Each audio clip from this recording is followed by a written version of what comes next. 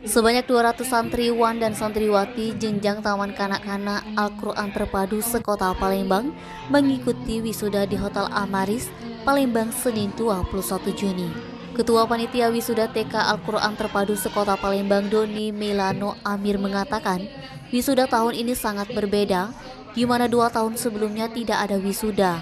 200 santriwan dan santriwati yang diwisuda berasal dari 4 taman kanak-kanak, TK Syarif Madinah, Al-Mukmin, Naila, dan Nashab.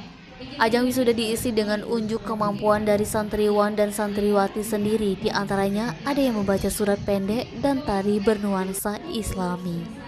Neni, Sumiko TV melaporkan.